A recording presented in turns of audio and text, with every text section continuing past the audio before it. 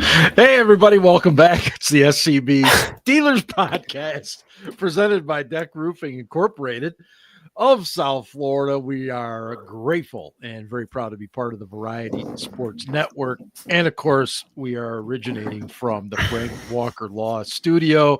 I'm sorry, I'm stumbling and bumbling my way because Burner just already dropped a bomb. The very first comment out of the gate, not giving the offensive starters any reps is ignorant and stupid. You know what? I don't disagree, and we're going to get into that. Yeah, I don't either. No, we'll get into it. Welcome to Mr. Scarpino, and welcome, of course, to the greatest police officer of all time, Lieutenant Frank Drebin. Voodoo Ranger. I'm a big fan of that, Burner. Same. It is very tasty. Same. Yes, an excellent IPA. The Voodoo folks, Ranger, do a fine job. Yeah. Speaking of what everybody's drinking tonight, what Scarps? What do you got tonight? That's a vodka cranberry. A little vodka cranberry. All right. Size 10-4. Okay. And Ian, have we delved back in? I don't know if delved is a word, but I just made it one. Into the keg tonight? Yes, we have. We're actually almost through our pre-podcast beer, so I have to go refill here in a minute. Lovely. I have to get to the store. I have to admit, many of you know the story, but Cliff sent all of us these Tennessee whiskeys, and it's available in my local grocery stores. But I did also happen to see there's a little different one made by the same folks, and I'm going to effort to get that one next time I am there and try it out for everybody and see what it is. I can't remember what it was, but I'm sure it's good. Speaking of beverages, that's the way we're going to start tonight's show. First of all, I hope everybody's great. Good to see everybody in the chat. Ben, unfortunately, cannot be with us tonight. It has nothing to do, as far as we know, with a Coldplay or Dave Matthews concert. Like I said, as far as we know, I'm not positive, but he has a very early flight and just couldn't make it tonight. He was probably concerned he was going to get heavily inebriated and miss his flight. So anyway, I'm sure he'll check in at some point here in the show just because that's what he does. But what I was talking about was beverages, and I am seeing a lot of this term being used, and the term is Kool-Aid, and we mentioned this a little bit last week. Okay, if you grew up in the 70s and 80s as I did, Kool-Aid was a very big part of your of what you had every summer, especially. Oh yeah. And kudos to Seth MacFarlane and Family Guy. They have given that whole Kool-Aid man a whole new life, and I love it. In any case, there's this thing called drinking the Steelers Kool-Aid. Okay. Now, first of all, what I want to know, Scarps, how do you define drinking the Steelers Kool-Aid? Well, I want to be perfectly clear by saying that there's a difference between, dabbling, taking a little sip. Comment is just, I was going to bring that up, and then he just went there. I can't. I fucking die. This is bad already. Mark, you got to read it out loud for the people who aren't. I know.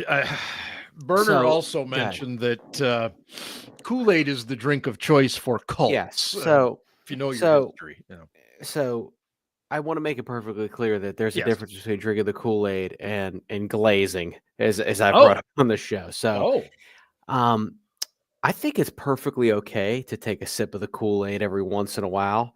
But the problem is that fans continue to chug the Kool-Aid. Okay, and it is potent. Okay, it is Hail Bob Comet-esque. It is Jim Jones Kool-Aid-esque. And I want to be as transparent as possible with the audience and say that I absolutely drank the Kool-Aid last year with Russell Wilson. Absolutely. And what happened around December, I was like, oh, this shit's making me sick, And right before we all died wearing black Nikes, and what the hell were they wearing at the Hellbog? They had purple shrouds with black Nikes, right? And I'm pretty sure they had like Nike Air Force Ones or something like that. It was like the Tomlin Air Force Ones. Yeah, it was. The idea was the leader told them they needed to wear those because that's how they needed the extra lift to get into the tail of the comet. Yeah, that makes sense. If I remember correctly. So you be careful with Colt. So yes, please go ahead. But no, I think I am absolutely perfectly okay with people if they wanna every once in a while take a sip.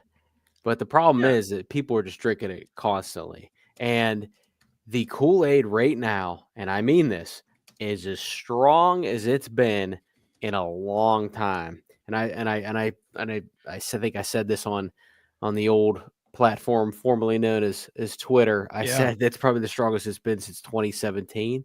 Ooh. And I'm buying it. And we all know how 2017 unfolded. Now, when you say I don't think this team is that good, but you say you're buying it, does that mean you're drinking the Kool-Aid in the sense of I'm buying it in the sense of that fans really think highly of this team. They have high expectations. Yeah. And I don't agree with that. Okay. All right. Ian, do you have a different take on the definition maybe? And if not, are you drinking the Kool-Aid? Scarp summed it up very well that, drinking the Kool-Aid is basically, accepting not only the company line, but the belief that everything is going to be great and awesome and just following right along without any kind of objectivity. And it's okay, like Ryan said, it's okay to be hyped and be excited about things, right? But when you're looking at the world with black and gold colored glasses, thinking that the team can do no wrong, right? And it's just like, well, this guy's a Steeler, so he's going to be awesome and it's going to be great. Like, Jonnu Smith is the next coming of Antonio Gates. Like, Jonnu Smith has been in the league for how long now? Like, if he was going to have that breakthrough, let's maybe pump the brakes on this a little bit. But I think really where we see the drinking the Kool-Aid here is especially in the preseason where you get these guys who are just guys. Like, they're like sugar sales are way up with all this Kool-Aid. We got a really good chat tonight. There's a lot of funny shit in here. Like, Scotty Miller is just a guy. He's a dime a dozen receiver. You can find guys like him everywhere. And I'm listening to the radio. I'm listening to, guys I like and respect on, Steelers Network radio shows between, what used to be the locker room with Tunch and Wolf, which now has Max Starks, who I like, and Wesley Euler, who I like, and Rob King, who I like. And other shows like are all hyping up Scotty Miller and like, well, you can't cut this guy. And I'm like, they cut him last year and he came back. Like, you could easily cut him and get him through waivers in the practice squad just because he's had a good camp. And I understand Robert Woods has underperformed and basically done nothing, but that doesn't necessarily mean that all of a sudden, like, just because Scotty Miller's had a good camp does not guarantee him a roster spot on this team. And sorry, no. And that's why I'm those are some of the reasons why I'm not understanding why people are drinking the Kool-Aid. Like, if people want to say that this defense has potential to be really good, I will absolutely agree with you. Amen. I will say I think they have the potential to be very good because they have pretty decent players on defense. Now, we've taken away what has happened at the end of the season in recent years, fine. I can agree with that. Yep. But when you look at offense, you're like, oh, man, Scotty, you should – listen, I know Tom Brady threw a touchdown pass to Scotty Miller in the NFC Championship game at Green Bay. Yeah. And I bet you the Packers were probably like, there's no way this motherfucker is going to do anything on this play. And then, hey, they got fooled. And obviously, again, Tom Brady is clearly, Tom Brady. But like, right. Scotty Miller seems like a nice guy. Same with Ben Skowronek. They're hard workers. They have heart. They don't quit. They got grit. They got fight. But like, you really want that guy being your third option? And like now, a wide receiver, because I think Muth and I think Jonnu Smith are going to be hopefully heavily involved. But like, yeah. Besides DK Metcalf, I mean this. DK Metcalf is great. Besides him, what wide receiver do we have that you're like, oh God, like how am I going to defend this guy? Like, please do not say Calvin Austin or Roman Wilson or Ben Skowronek or Scotty Miller or Robert Woods. My God, like what the fuck are we doing? Well, I'm going to go back up here. There was a comment. I think Joe had this one, and he's exactly right. He said people are definitely drinking strong Kool-Aid, but the fan base is also looking to burn down Acrisure if this goes to shit. And he's absolutely right. It will go that quickly. There's no middle ground. So I don't agree with that. Let me just do a quick rebuttal, and then. The reason I don't agree with that is maybe they would be pissed off for a little bit, but literally by the combine, they would be all in again. And I mean, like literally how long, like the Ravens ran for almost 300 yards. And the only reason they did is because Lamar Jackson. It depends on the calendar, doesn't it? Yes. Like in terms of what you perceive. Yeah. Lamar Jackson. Yeah. Like a guy who bought a billboard back in February now is saying, how can you not be all in on this team? Right. Be nice. That's what we mean by that's a great example though. Right? Yeah. And like I said, and like Ryan said, it's one thing to be hyped and to be excited because football is back. And like we talked about last week on the show, like Yinzers, Pittsburghers have been dying for something to get excited about. Right? We've been dying for something to be excited about. Yeah. Since like November of last year almost, because Pitt football tanked and lost their last 6 or 7 games. Yeah, they were 7-0, right? Yeah, the Steelers lost their last 5 games counting the playoffs. Yes. The Penguins were never really that good all year. The Pirates have been dog shit. Pitt football started the season really good. Like halfway through ACC play, they looked like the 3rd best team in the conference, and then they fell off and didn't even make the tournament. So it's like in training camp is the time to get excited about these things, and I understand it, and I'm all for being excited. But I think that's our first Fire Narduzzi comment. Yeah, I'm just saying not be the last. Lit. I also think that what's happening in the general Pittsburgh sports universe right now is also impacting the feelings of the Steelers fan base. No question. I totally agree. Cities go through this. They do. They go through periods of multiple championships, which we also saw in Pittsburgh, and you go through periods where nobody's winning anything. It's cyclical. Yeah. But this is, and I to both your points, this is the longest playoff losing streak by the big 3 combined in Pittsburgh sports history, and it's been that way I think for 2 years now. Wow. So the Penguins have not won a playoff series since the 2018 season. Obviously the Steelers, and then the Pirates. Technically the Pirates haven't won a postseason series since 1979, even though they won a wild card game in 2013. Right. But if we're gonna lower the bar, like these are very, very strange times for Pittsburgh sports. And there's a select group of people that struggling to handle it. They don't because I'm struggling to handle it. Yeah. No, that's what I mean is it's hard. I mean, I know where I am, there's people that went a long time without anything in Michigan, and then it changes, and it comes with a few titles here and there, whether or not those may have asterisks next to them or not, I don't know. But it does. It just happens, and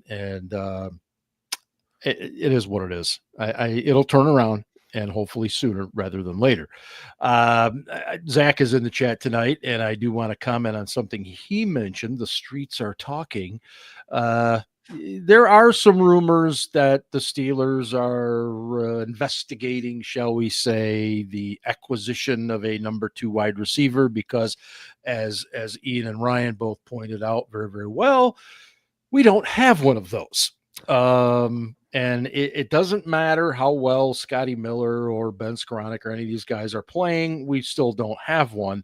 And, and I would also add, guys, and I like all the guys that you mentioned, Ian, Max Starks and Euler and that whole group. Yeah. They're really good. They also are kind of repping the Steelers. And so they have to, they can't go on the show every day saying, oh my God, Scotty Miller sucks. I mean, they just can't, and I do appreciate when they are honest at times, because they are, and I don't want to say that they're not, but we also have to keep that in mind. So just to the point, I don't know what that means, that Omar Khan's looking. I don't know that he's looking in terms of waiting for cuts at the end when they cut down on August 26th, I think it is, or if he's actually looking to make some kind of a trade. I don't know.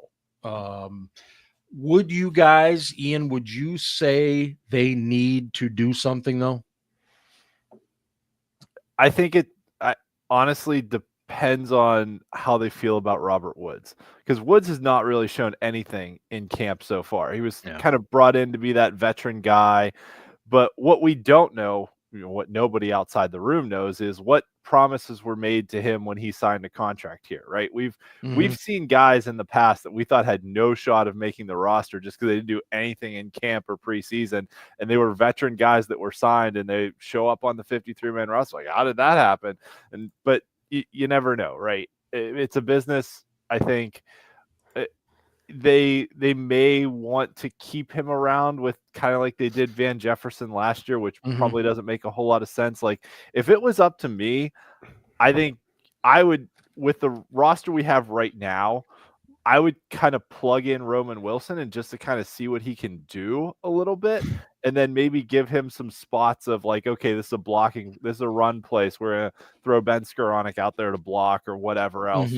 But I think the wild card is Calvin Austin's injury, right? How long is Calvin Austin going to be out for? Right. Is he a guy that they're going to keep on the 53 and then move to the IR designated for return? Does he need 4 to 6 weeks to recover? And abdominal injuries, kind of tough, because that's one of those ones where if you just twist the wrong way or bend the wrong way or get stretched, it could re-aggravate it. So it's one of those things where I would not blame them at all, because like we said, they don't have a number 2 wide receiver. Now, what kind of guy can you get at this point in time? Right. I don't know.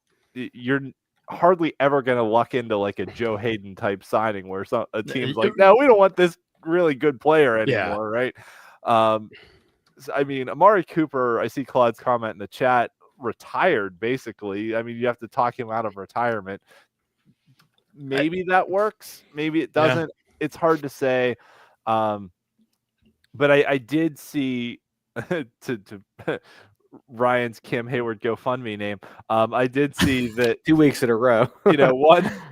One theory out there, I don't know how much validity it has, is that one of the holdups to potentially giving Cam or Boz more money is that they're looking at trying to get a number 2 wide receiver, and that may have some cap impacts as well. So there's a lot of dominoes to potentially fall here if they're able to get something done. So just real quick on the numbers, the salary cap thing, and again, I am no cap expert. This is just simply what I've researched this week. As we've pointed out on this show many times, the Steelers always like to go into the season with roughly $4 to $5 million in cap space for those consequential, so to speak, that when a guy gets hurt, they can sign somebody off the street. Okay. So with that said, that gives them about 14 million, according to overthecap.com to play with. Now that does not count. It's a little less because sorry, it's the over the cap estimate. We're still in the off season, so only the top 51 count, whereas the 53, you got to add 2 more in. So we're probably at about 17 million in cap space total. Here's a guy who knows the cap. Now here's a guy. Yes. And I'm exactly. sorry, I can't help myself. No, and that's exactly why I brought it up, Ian. Ben chose not to be here. So we needed your expertise instead. Did Ian get Barry McCoy? Was that a parody account? I don't know. Maybe Barry on here. Yeah. I before we talk a little bit about last week's victory in Jacksonville, Cam Heyward, he finally kind of said some things earlier in the week, and Scarps, if I didn't give you a chance to answer that last question, go ahead and then take off with the Cam Heyward stuff. What was the last question? About would you like to see us go for a number 2? I don't really know. Like, it depends who's out there. Like, a couple people have said Amari Cooper. He retired. He didn't file his paperwork. Yeah, but it's a soft retirement. He retired, and I'm just gonna be honest about this, man. Like, he's done. Like, he got traded to Buffalo last year. Didn't do anything. Like, I mean, like, are we not gonna act like Josh Allen is one of the top quarterbacks in this league, or like? Joe Brady, their offensive coordinator, like, couldn't get him involved. I think he was just done, man. Whatever. I think it kind of just depends on who's out there. But I would say this is, and I don't know this for a fact, but it seems like a lot of guys have been maybe injured this year more than other years. Again, I don't know if that's factual or not. But if I'm a team, you talking Steelers or overall? Just overall. Yeah. And I'm just saying, like, if I'm a team that's deep at wide receiver, I'm waiting to the last possible minute to try to offload somebody if I have depth in that area. So I think it makes sense for them to do that, but only if there's some like decent candidates, because I'm not, Amari Cooper does not excite me by any means. No. And Amari Cooper. So that's the other thing I'm getting back to, is like, this team 5 years ago would be fucking amazing, right? Like Aaron Rodgers, sure. DK Metcalf, Jalen Ramsey, a younger Jonnu Smith. Like, well, Claude, I'm not saying, okay, that's 2 years ago though, right? And I just, like, I don't know, man.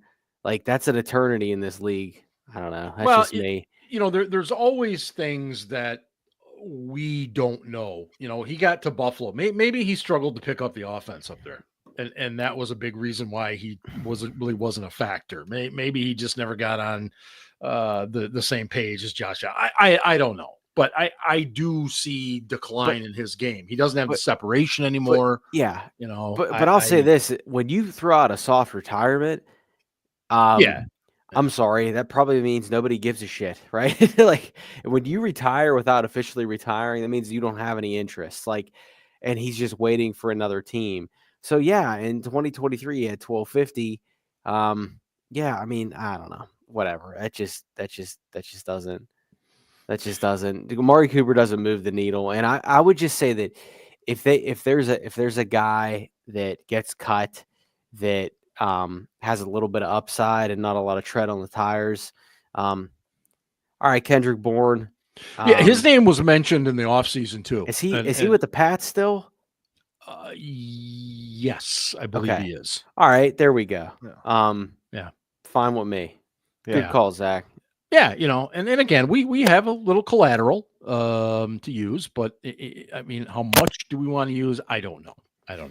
So then your Cam Heyward question. Sorry. Yeah, Cam, look, I think all of us, and I don't want to speak for everybody in the chat, I don't want to speak for everybody at home, but I think one thing you learn covering this is an old NFL or pro sports saying, is that you don't put your mouth on another guy's money, and the problem in this particular case is that the general public is looking at Cam like, hey, dude, you just signed this extension last year and now you're coming back for more. It's not a good optic.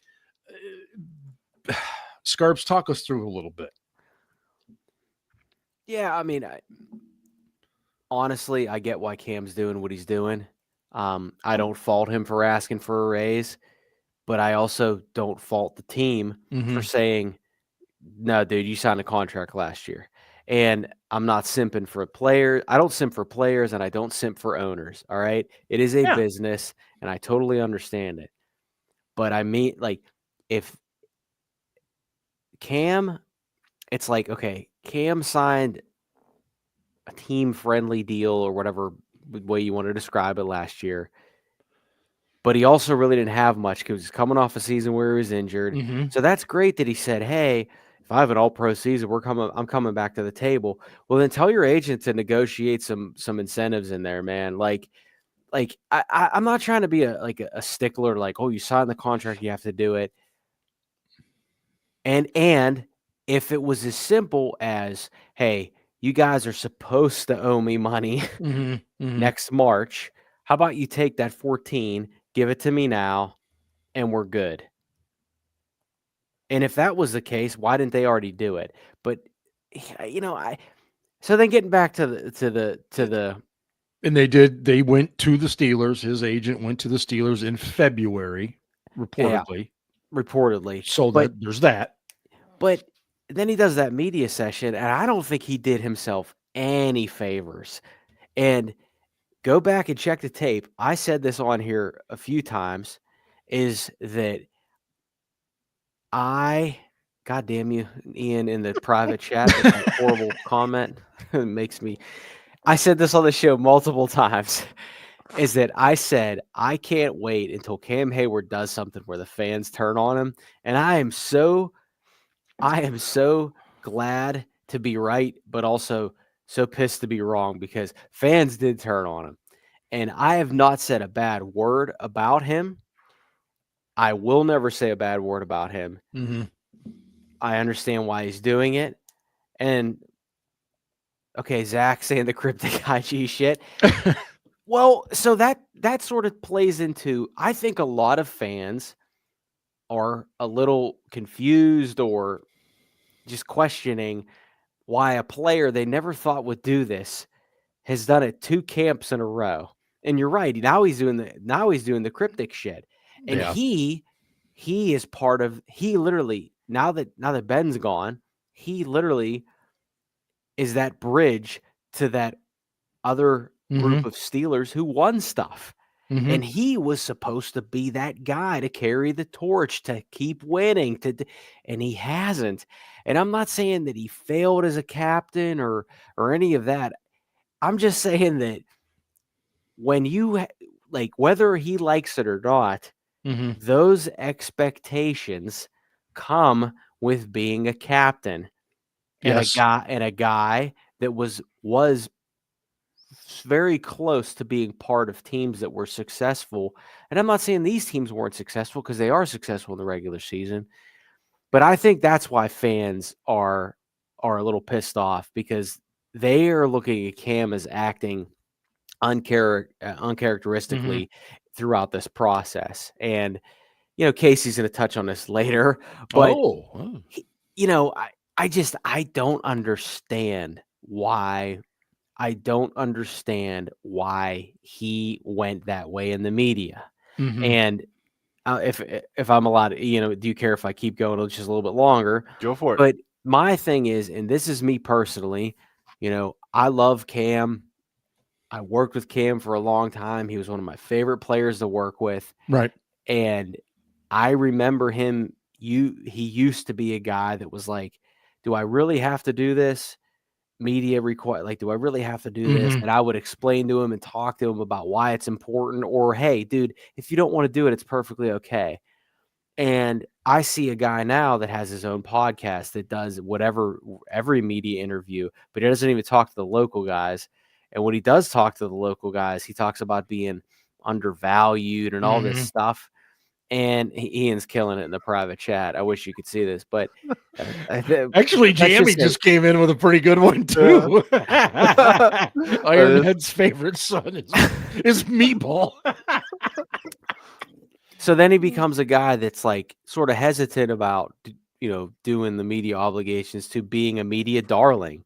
And then he's a guy that, always talks about, I just want to win a Super Bowl. I just want to play football, to becoming a guy that's like, it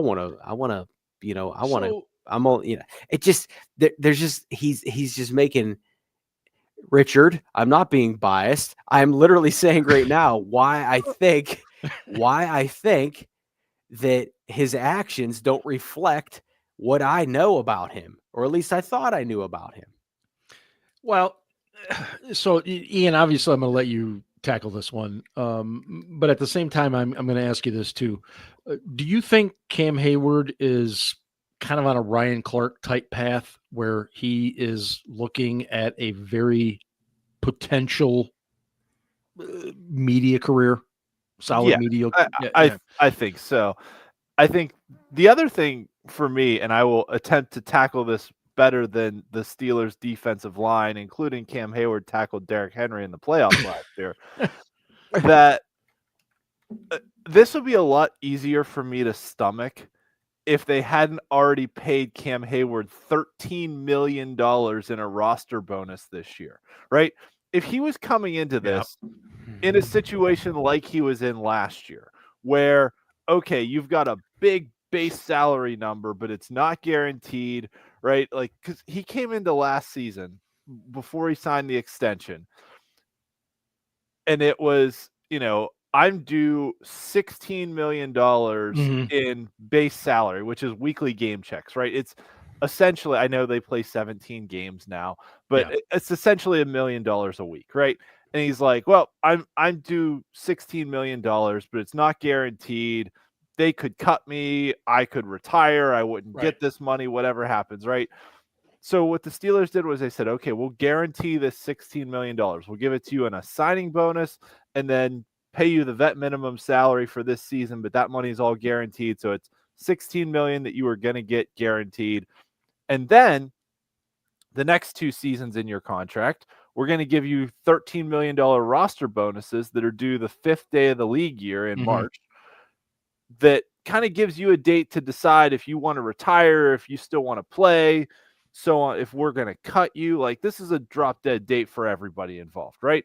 And he came off an all-pro year, said he wanted to keep playing. Steelers were like, great, we'll pay you the $13 million in March. And everyone's saying kumbaya, right? And then in August, and I know, they went to the Steelers earlier in February, reportedly. Yeah, that's a fair point. But I think to Ryan's point about putting incentives in, right? Like, if Cam said when he signed the deal, like, I'm coming off an injury, I feel like I can get back to, I know I'm going to be 35 years old, but I feel like I can get back to playing at that all-pro level. Like, put some incentives in this deal, right? Add some kickers in. Like, the players put incentives in for all kinds of stuff. If I'm an all-pro, if I get so many tackles, if I get so many sacks, if we win a playoff game, if we make the AFC Championship game, if we win a Super Bowl, like, you can load these things up with incentives. I think Rodgers has that. Yeah, yeah, he does. So, like, why didn't they put incentives in this deal to escalate it in future years? It doesn't make a whole lot of sense to me. And and I could understand it if he was sitting there saying, like, I'm due $13 million in base salary this year, but it's not guaranteed. I would like more, whatever. Okay. But they've already paid him $13 million. He's only due like 1.3 for the rest of the season. It's the vet minimum salary. It's right. To me, it's like kicking a gift horse in the mouth, right? That it's like, we paid you $13 million and now you're going to complain that you want more money. Like, I don't know. Scarps. Well, yeah, no. And I would also say too, is that there's 3 sides to every story: mine, yours, and the truth. Okay. Yeah. And so poetic. And Cam is saying that they approached. Damn it, Jamie! Do you got a copy of Casey's letter tonight? Jesus Christ! Stop it! Pilfered it. How do you get it?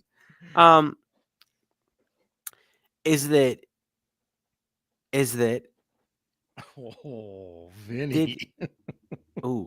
Ooh. Cam showing more fight in this than the playoff game in Baltimore. Oh, in Cam's defense, didn't he have the flu or something? Like, yeah, we all had the flu. They all fucking had. Patrick Queen especially. Yeah.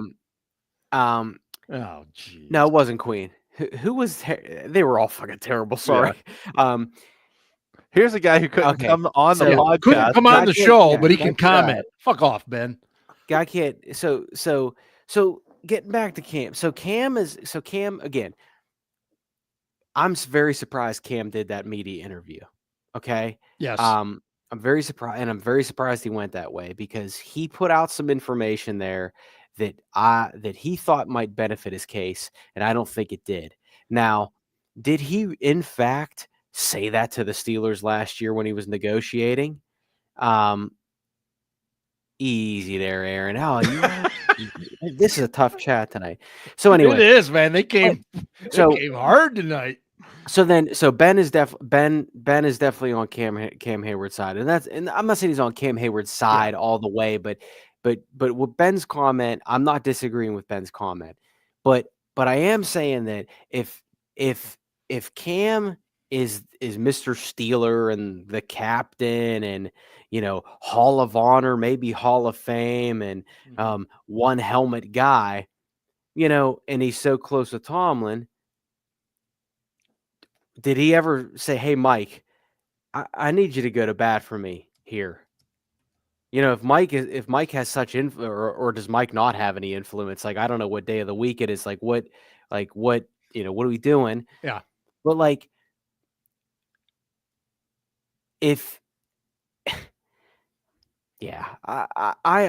understand.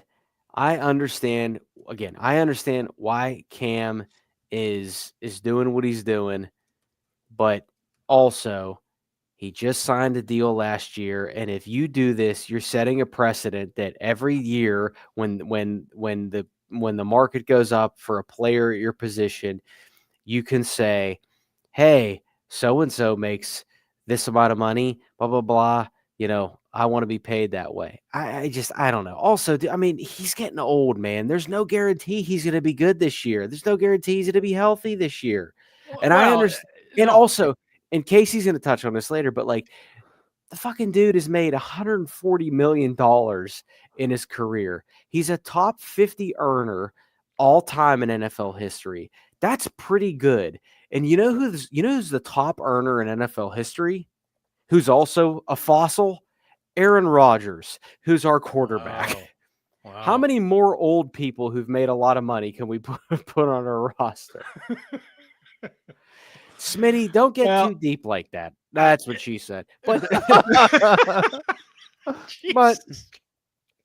you get what I'm saying. I do. And I as I said this week in a couple of different articles at SteelCityBlitz.com, shameless plug. I try not to take sides in these things. I try to see both sides. I try to understand what's going on, and I get where Cam's coming from, and I get where the Steelers are coming from, and I'm hopeful they can come to an agreement. I'll say this: I'd like to see Chris Boswell get done first. It's going to be less money, but I think he's also just as deserving. But in any case, let's talk about last week's game. Steelers go down to Jacksonville and win a thriller, 31-25. Ian, who was the player that stood out most to you? Ooh, one player. Yeah. There were a lot of guys I thought were impressive. I'm going to say Max Hurleman stood out the most just because I had zero expectation for him. So like Mason, Skylar, Darnell all had really good games. Beanie Bishop had a good game. Some other guys had good games, but from where my expectation level was to how he performed, I think Hurleman had the biggest gap above what my expectation level was because it was basically zero, right? Yeah.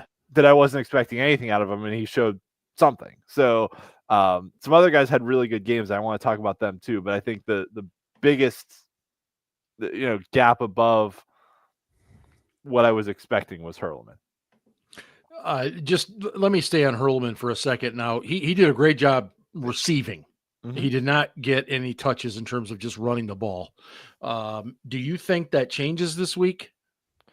I would like to see them use him a little bit differently, just to kind of see what else he can do, right? Because at this point, he's almost a poor man's Scotty Miller, right? He's a guy in the slot who can run some good routes and can get open and maybe get you some first downs and work around the goal line. But he's got more from what he did in college. He's got more of a skill set than that. He can do some things out of the backfield too. So I think Hurlman, you got to show something and try and do some different things. But I think that's also where like this joint practice they just had with Tampa Bay today can kind of come into play, because that gives you some opportunities that you might not actually get in a preseason game, because we're going to sit out guys against Tampa on Saturday. Tampa's probably going to sit some guys, but like Mike Evans and Jalen Ramsey went head to head a couple times today too. So those kind of matchups, like both those guys are probably going to sit on Saturday and not get any work, but they got some work head to head against each other today. I'll talk a little bit about what transpired today in the joint practice, in which no one actually smoked a joint, but it was still a joint practice. Scarps, who was your person that stood out to you? I mean, I'm sure there were a couple, but I would say I thought the quarterback play was really good, and they did what they needed to do against their competition. Skylar Thompson is making his case, and there's two more opportunities, but Skylar Thompson is making a case for a roster spot somewhere, whether that's here or not. It could be. But Mason, I think Mason looked comfortable. I don't know. I mean, he still made some mistakes, but whatever. It's what it is. But I thought Mason looked comfortable. Lou Nichols looked decent. I mean, that's a long shot, but like it is. But I would say this though, like, like with the new kickoff rules and whatnot, like who do you really want back there? Yeah. And like I sit there and like think, like, I'm not saying he's Stephon Logan, because like Stephon Logan was, but like you sit there and think like Stephon Logan, like that was a great roster decision by Mike, Kevin, Art. Like that was just a really, really good roster decision. So like sometimes those guys are valuable. So I don't know. And then it's the preseason though, man. Yes. Like this. So it's a glorified scrimmage. Aaron Rodgers talked about that joint practices are more valuable than a preseason game, and maybe I'm going to trust Aaron on that one. So, but I don't know. Preseason.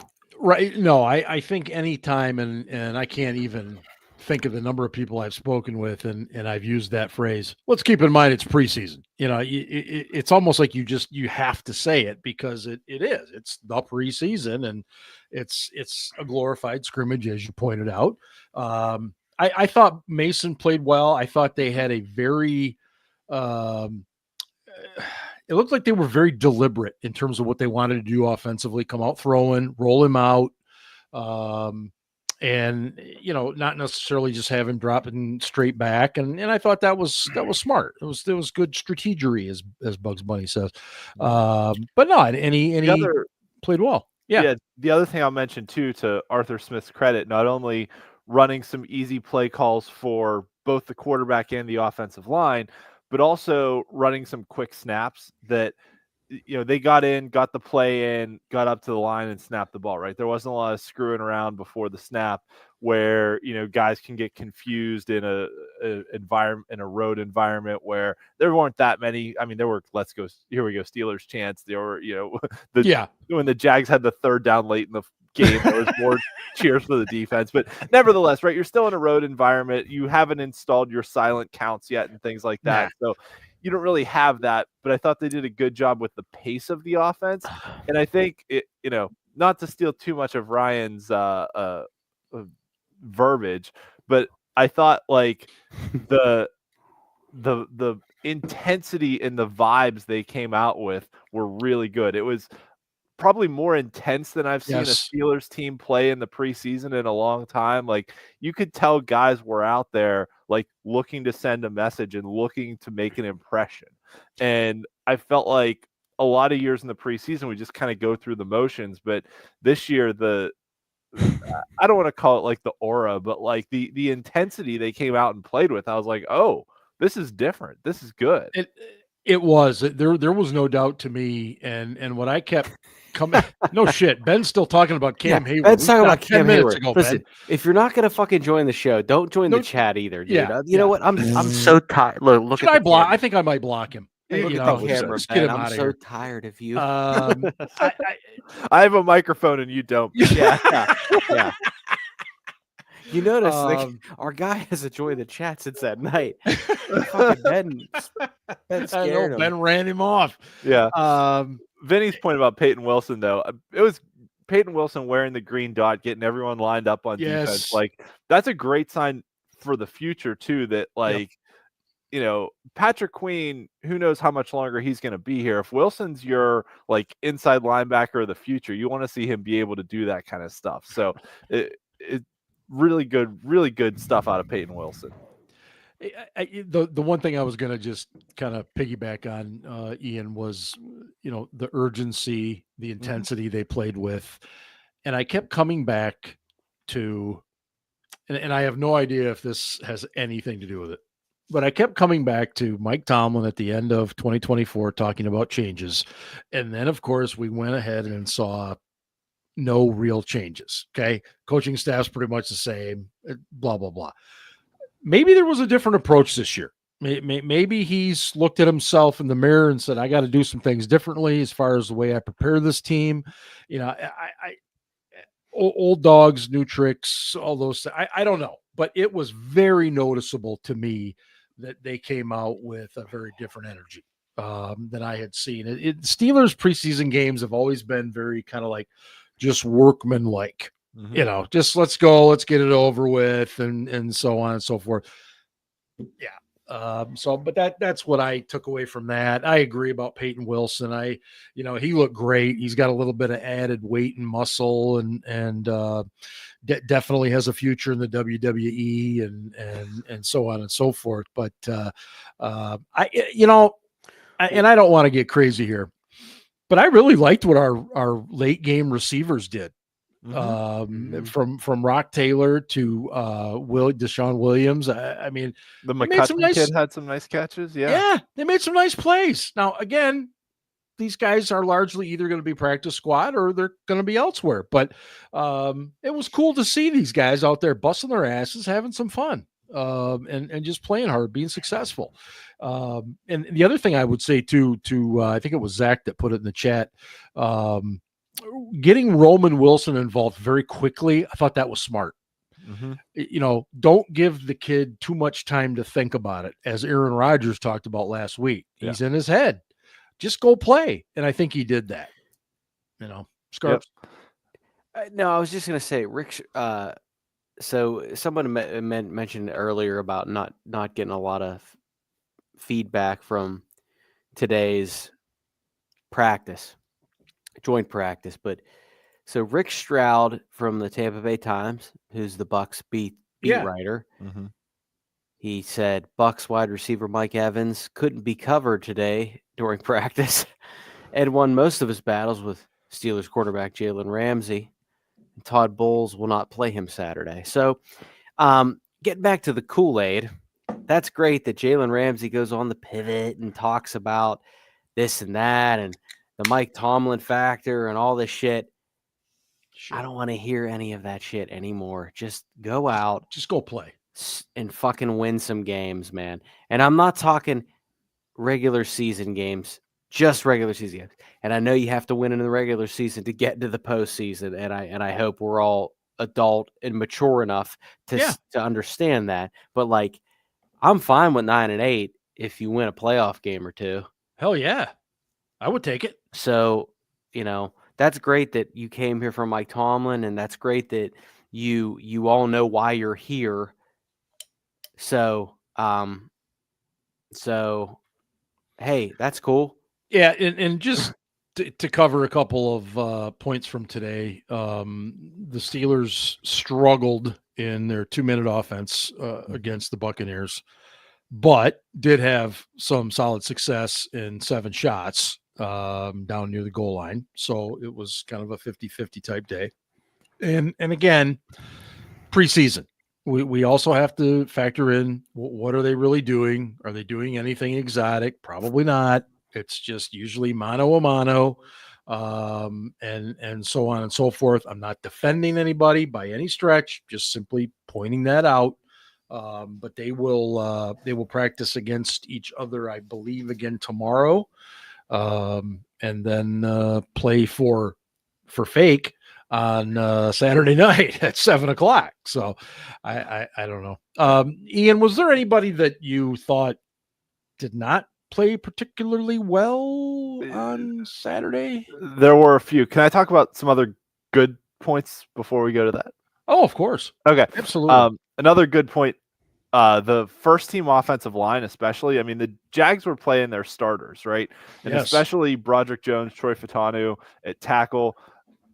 I would argue and say that the line didn't give up a sack all night. That the 2 sacks that happened were both on the quarterback. Yeah. Mason's been in the league long enough. He needs to get rid of that ball. He cannot stand there and hold on to that football for that long and expect to not get sacked. And Skylar Thompson, the same thing. Like, he held on to that ball forever, and so both of those were, you could call them coverage sacks, but they were really on the quarterbacks for not just like throwing the ball out of bounds and being like, it's the preseason. Yeah. I'm going to throw Get it rid out of the damn thing, and we're going to play another down. Right. So I would say, in more or less what you would expect live action wise, the line didn't give up a sack, which was very good. I think very encouraging. It seems like reports out of camp this week have been a lot better on Broderick Jones. So I know they were bad to start, but it seems like maybe he's starting to turn a corner. So that's something I'm definitely watching this week against Tampa, is like, how does Broderick do? Has he actually turned that corner? And you know, which would be great, because we really need him to, but hopefully he has. The rest of the line, I thought, played well. And with how many injuries we've had on the line, like, our quote unquote second team O line was really like our third team offensive line. Like, there were some guys in there who are fighting for practice squad spots that were playing in the second quarter. And I was like, ooh, this is going to be bad, because the Jags still had like their either starters or like first, like second team backup guys in. So there was that. I thought Thornhill, laying that big hit at the beginning, like, really a good clean hit too. Very clean. Was a good hit. Brandon Echols played really, really well on the outside, which is very encouraging. I think Echols going into the season is probably your top backup at every cornerback position. Seems like it. Yeah. And then for a rookie in his first game, Derek Harmon did some nice things. And Yaha Black looked pretty darn good in there too, for only playing 10 snaps. So that was the rest of my guys I thought played really well. The Beanie Bishop experience continues. Had some really high up plays, had a couple pass breakups, and had a couple bad plays too. But it's kind of, he's a guy that we talked about before is really on the roster bubble, and I'm not sure kind of how that one's going to fall out.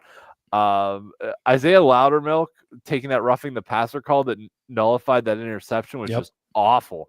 There's no reason to hit that guy that late, like, none at all.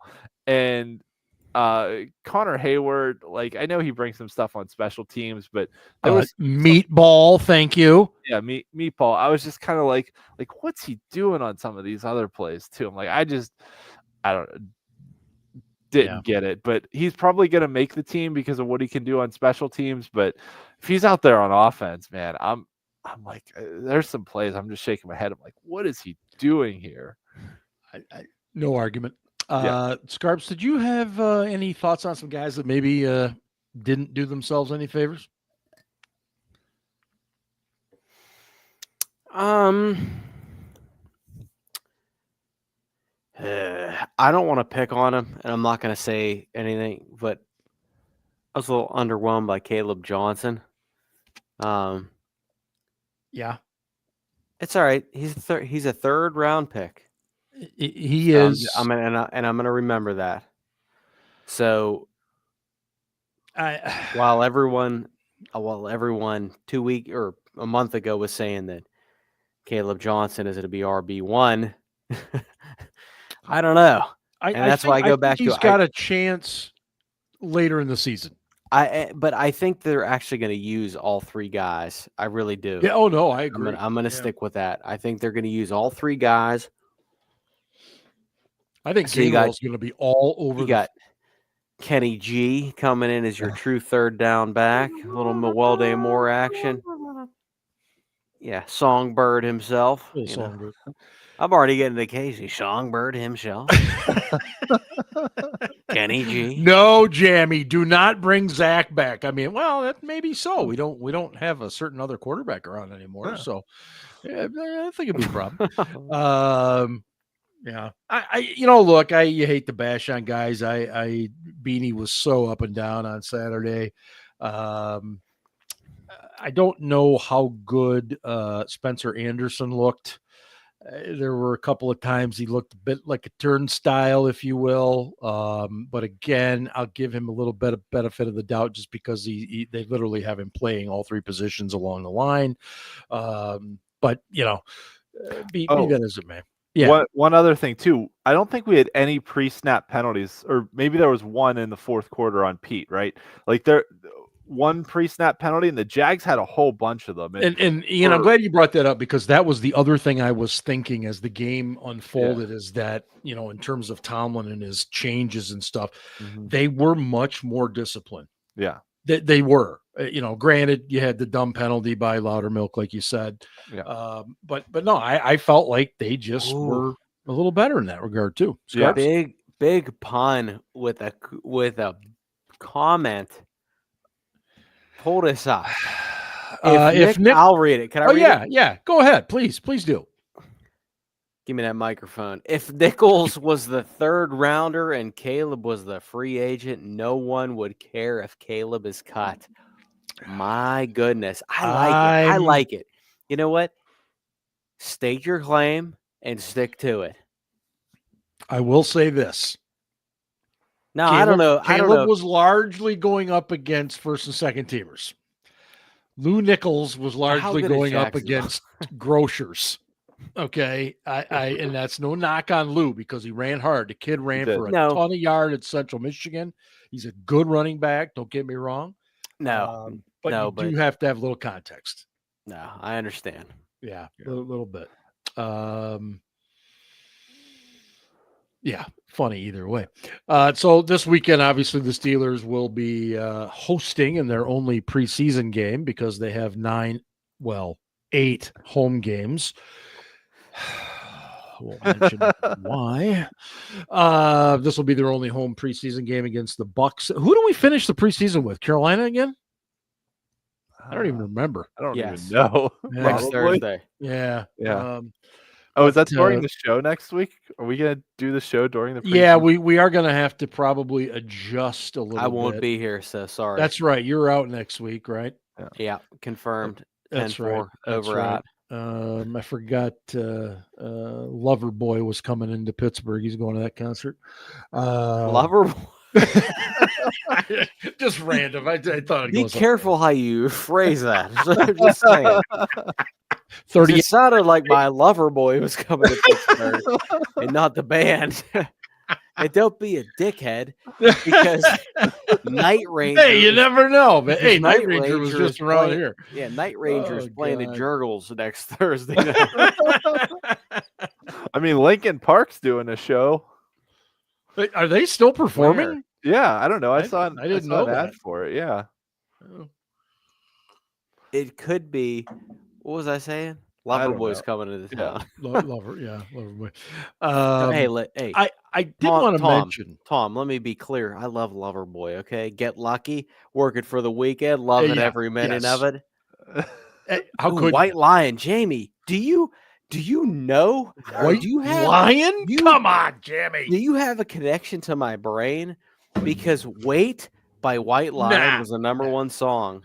When that comes on Hair Nation on my radio, I immediately change it.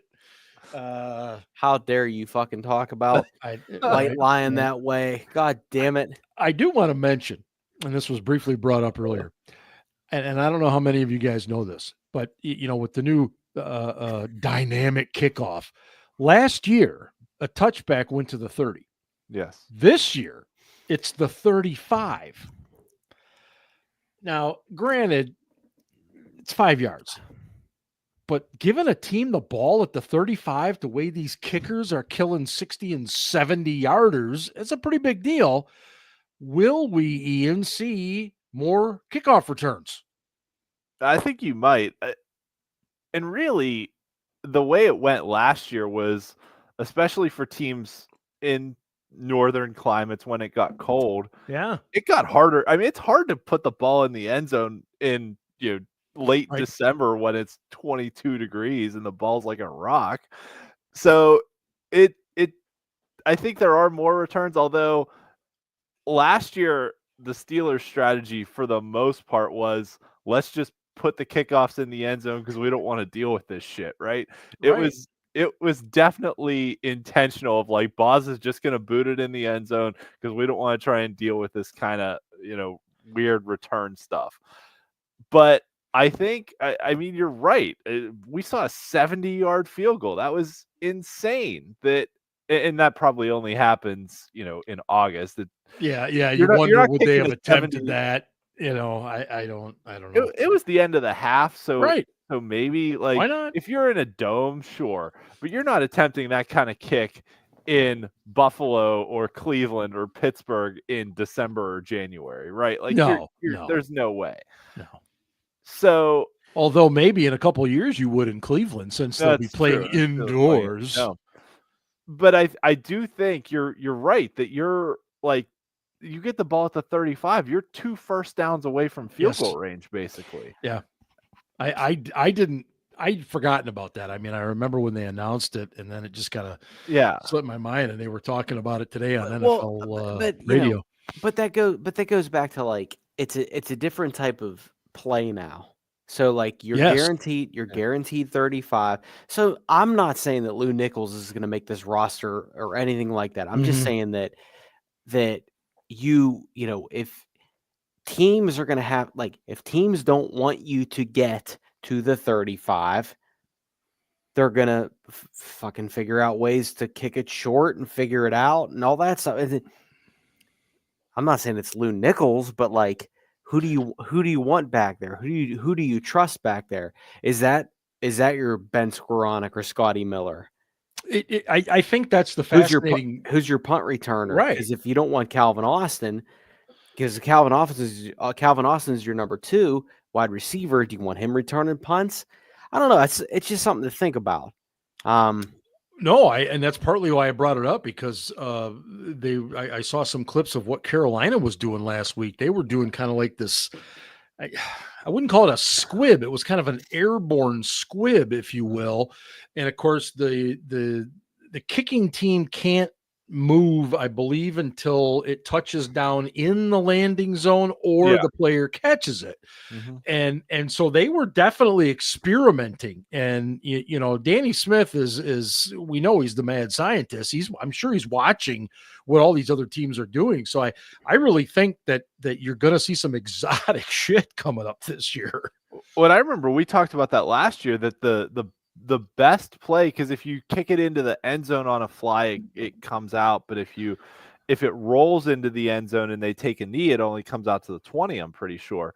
So that was, I think we talked about last year, that that airborne squib that lands in the landing zone but potentially could like run into the end zone is actually the better play, because then also your guys can start running once it hits the ground too. But it's a hard kick to make. I mean, that's not an easy kick to execute either. No, go ahead, Scarps. No, I would just say, because if I'm the opposing team, I'm doing everything I can to not kick it in the end zone, and that takes skill. It does. And if put Cam Johnston out there instead of Boz, Cam Cam Johnson stirring it up with the Buccaneers today. I heard there was a scuffle. Oh, yeah, he didn't like somebody getting a little close to his plant leg, so Meatball came over and did a little enforcing with him. I appreciate Meatball stepping up for the punter.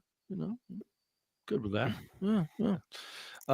So look, the team cuts down on the 26th, so we still have a little bit of time here. But as we all know, there will be guys that make the initial roster and celebrate, and within an hour later, they'll find out they're on the practice squad because somebody else has been cut somewhere else that we are more than happy to take on. So Scarps has disappeared because we are just getting ready here for some Casey Kasem tonight.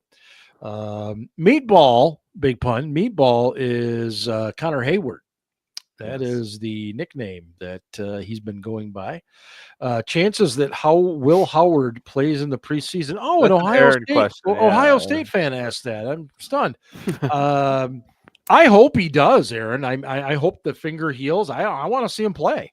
But I don't think so, though.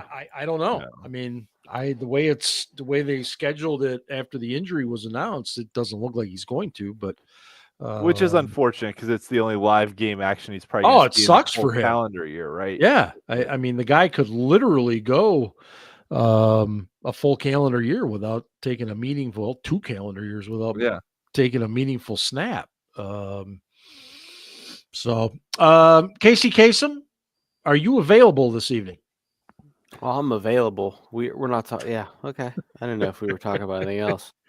Hold on. We have retraining of attention joining the show tonight. Welcome in, Rock Taylor. I like Rock Taylor. His biggest problem is just getting off the line against press coverage, but he caught the ball on his opportunities the other night. I think he's definitely going to be a practice squad guy, and I like him. I think he's got a shot. He's got the size.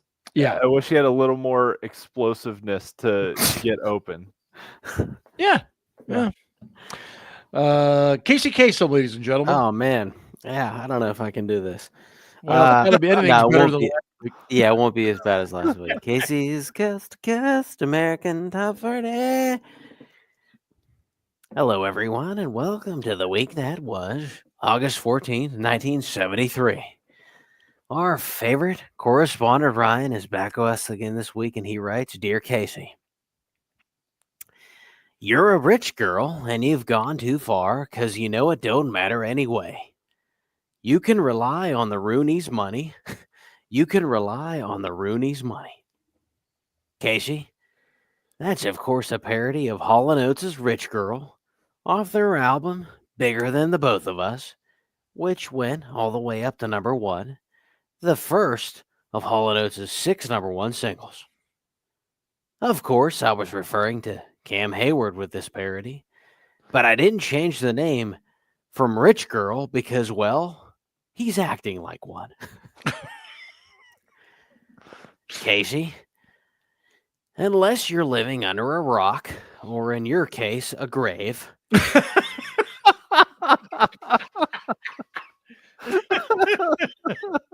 I mean, a tombstone, probably a rock. Steelers defensive lineman and captain Cameron Heyward said, I'm looking to be valued. I know what I bring to this team and what I'm capable of on and off the field, so it's hard for me, after the year I've had, to really justify playing at the number I'm playing at. Well, Cam, let's crunch those numbers. $145 million. That's your career earnings, placing you top 50 all time.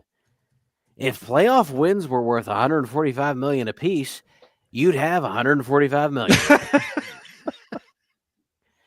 $13.45 million. That's what the Steelers paid you earlier this year. But that's chump change. Meanwhile, here I am wiping my ass with my hand because toilet paper is too expensive. 6. That's the number of times the Steelers nominated you for Walter Payton Man of the Year, and you won it in 2023. That sounds to me like a guy who's valued on and off the field. I'm surprised Cam just didn't tweet, nothing I'm not used to. Perhaps, maybe TJ not ever winning a playoff game could give you some of his salary. TJ not. If I had a nickel for every time TJ was part of a playoff victory, I'd be as broke as Antonio Brown. Oh. Casey, if you recall, I mentioned Hall & Oates earlier, and their album Bigger Than Both of Us.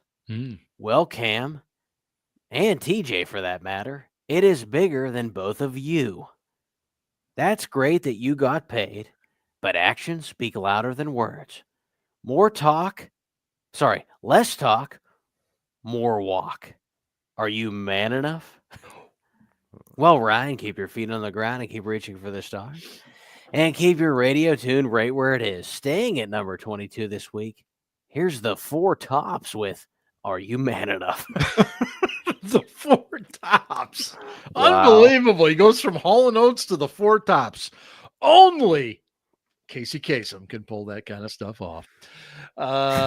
Thanks, as always, for being with us again tonight. We love you guys. The chat just makes what we do so much more fun and exciting and everything.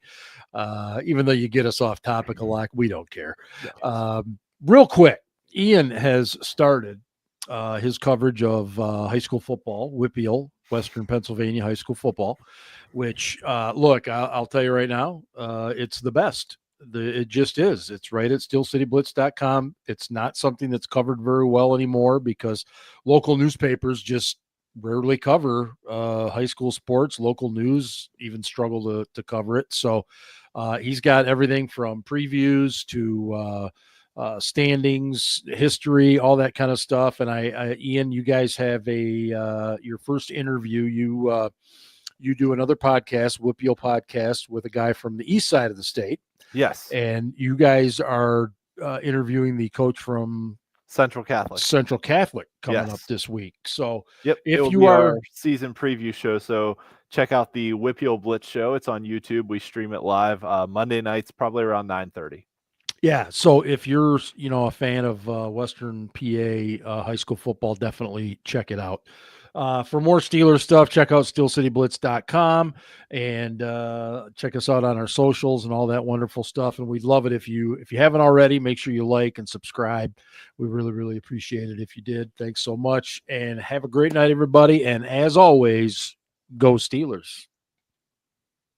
Oh, the Ravens suck. Yeah. Yes. Fuck those guys. Yeah. Screw those guys. Yeah. Also, the Browns signing a bunch of criminals. What's up with that shit? And on that note, good night, everybody.